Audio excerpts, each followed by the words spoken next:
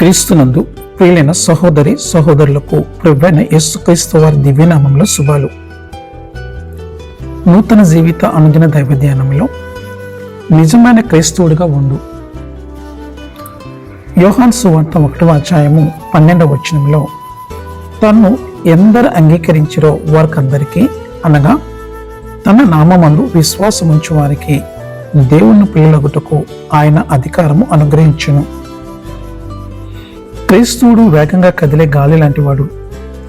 అది ఏ సమయంలోనైనా ఎక్కడైనా తిరుగుతుంది.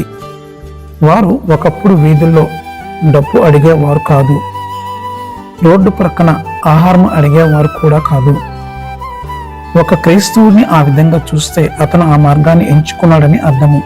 పేదవాడిగా ఉండి బెగ్గరగా మారాలనే నిర్ణయం అది.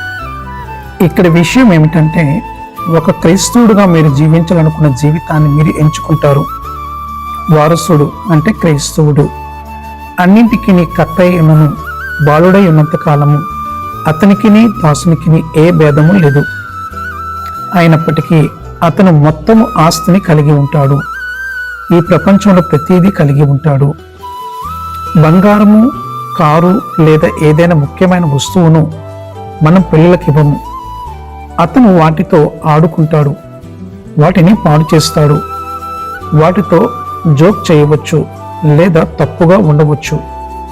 నా ప్రియ స్నేహితులారా, ఎప్పటికీ పిల్లవాడిగా ఉండకు.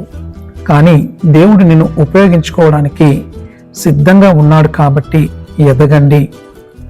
కానీ యేసును విశ్వసించిన వారందరికీ దేవుని కుమారుడిగా అవసరమైన సామర్థ్యము ఉంది. మన జీవితాల్లో విషయాలు పనిచేసేలా చేసే శక్తి మనకు ఉంది. ఆరాధన రోజు లేదా దశమ భాగాన్ని నమ్మకపోవడము అనే విషయంపై మతము ద్వారా అందులుగా ఉండకండి. ఆ విషయాలను వదిలి నిజమైన క్రైస్తవుడిగా మారండి. ఎందుకంటే క్రైస్తవుడిగా ఉండడం అంటే మీరు మన ప్రియమైన ప్రభువైన యేసుక్రీస్తు మరణము మరియు పునరుత్థానము మరియు ఆయన పునరుద్ధానాన్ని విశ్వసించడం. మతము క్రైస్తవ మతములో అడ్డంకులను తెస్తుంది. అది ప్రజల చుట్టూ గోడలను నిర్మిస్తుంది మరియు క్రైస్తవుడిని అనవసరమైన భారాలతో భారం చేస్తుంది. దేవుని బిడ్డ, మీరు దేవుని నుండి నిర్మించారు. మీరు పైనుండి వచ్చారు మరియు మీరు వెలుగై ఉన్నారు. ప్రార్థనలో ఏకీభవించండి.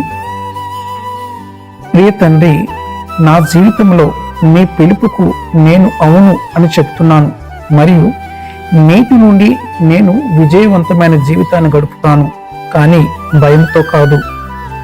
నా జీవితము ధన్యమైనది, నా జీవితము ఉత్తమమైనది. నా జీవితము యేసుక్రీస్తు నామములో చాలా మంది కేకలకు సమాధానము. ఆమేన్.